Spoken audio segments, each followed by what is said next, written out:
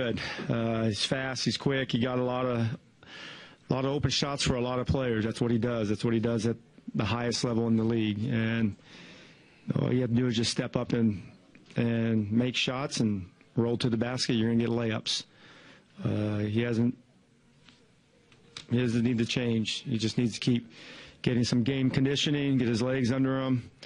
But it's nice. It's nice to clinch the playoffs. You know, a couple of months ago without John, we didn't know how would we really perform without him at this stretch of period. They didn't. A few years back, our team didn't play well. You know, but our guys really stepped up. Thomas has really stepped up, and a lot of guys played well during that stretch. But it's good to have him back, and you know, now it's just keep worrying about us getting better and going into the playoffs. You talked about how John wore the most players and he kind of come back and not skip a beat. It seemed like that was the case there. I think, yeah. I mean, not a lot of guys can do that. I mean, I've been around the league for, you know, as a player and as a coach a long time. A lot of guys can't do what he just did tonight. Go out there and looks like he hasn't missed a beat. You know, didn't shoot the ball well, but got a lot of good looks for his teammates. It's based on work. It's based on the effort. It's based on being diligent. It's based on coming in and doing the work, even when we were on the road, when he was here by himself, along with Jesse and our coaches. They put him through some good work. And then our last 10 days of practice opportunities, he came in and gave us great work that gave him a chance to play 33 minutes and not look winded. It seemed like early in the game he was content to just kind of set other guys up and yeah. stay in the perimeter. I wonder if that was your observation and what did you make of how he allowed the game? Yeah, you know what? He's led the league or top, you know, 2 or 3 just about every year he's been a player in this league in assists. And I think as he's gotten more experience in the league the last, you know, 3 to 4 to 5 years, he's learned how to put that balance together, score and play make. We don't want him just to be a playmaker. We want him to be a player, and that's what he is. He's a player. He makes plays for his team. He makes plays on both ends, and he gives us good leadership. His passion, his enthusiasm, his toughness is something that we need, and going forward we need into the playoffs. But you know, he can set guys up like I've never seen before. It's just he makes a lot of easy shots for a lot of guys. What does it say that you guys were able to weather the storm, get yourselves to the playoffs, knowing you didn't have John for the amount of time you had him? If you didn't have him.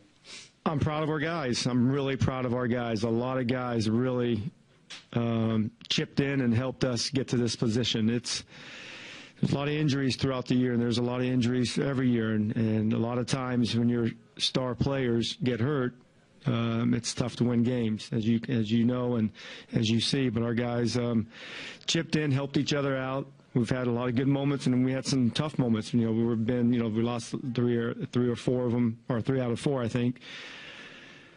But our guys hung in there. We battled. We kept ourselves in contention, and you know, now that we're in the playoffs, now we just have to really just keep focusing on how we play and get better. And we don't know who we play, and we really don't care who we play. We just want to play well going into the playoffs. You was 6 of 8 from 3. How much do you think that was John just kind of time?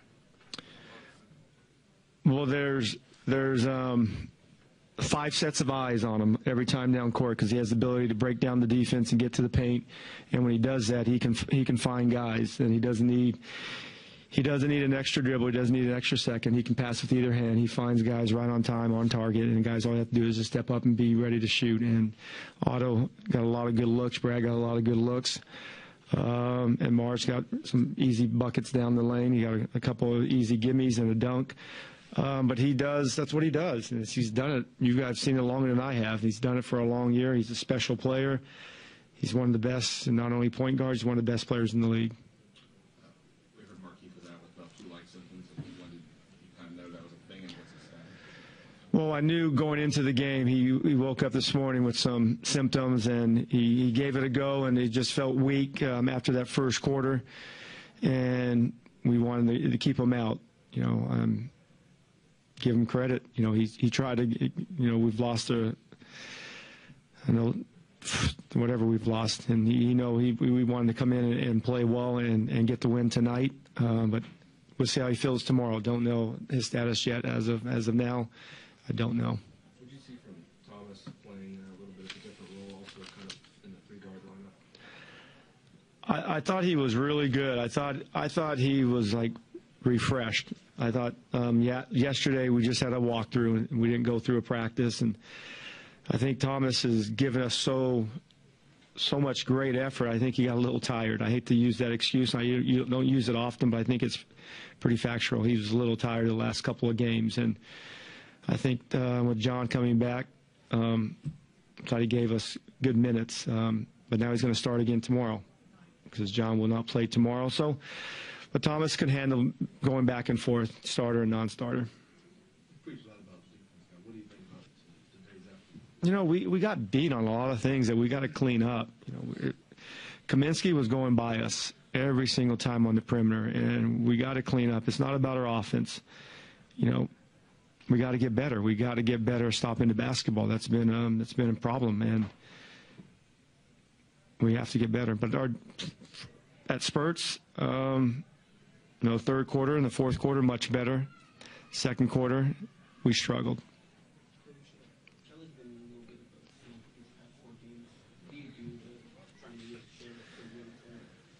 Well, you have to. I mean, he hasn't made any three. I think he's missed a bunch of them in a row. The thing is, as a young player in this league, you can't get beat on defense every time down the court, and you know sometimes that happens. You know, when you don't focus on the defense, I will tell him that you know he has to keep taking the shots that he's comfortable taking. It's not about the shots; it's about stopping. The game rewards guys who get stops, and you know you can make shots in transition. The basket becomes bigger when you get stops and get out in the open court and get layups and dunks.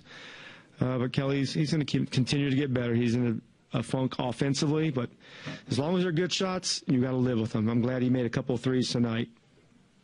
Coach, what was the halftime message there? You came out pretty good with the 11-0 run in the third quarter. What did you guys say after falling behind? I just said, you know what, we have to play faster on offense. We were a little too slow in that second quarter, and a lot to do with it was our defense early in that second quarter. We gave them a lot of easy looks, and we were taking everything out of the basket, and we were putting them on the free throw line, and we couldn't get there all night. But I thought we needed to play faster, and you know, with John's ability to break down the defense in the pick and roll setting, he got a lot of guys, a lot of open shots, and I think he got Brad those 3 threes. All right.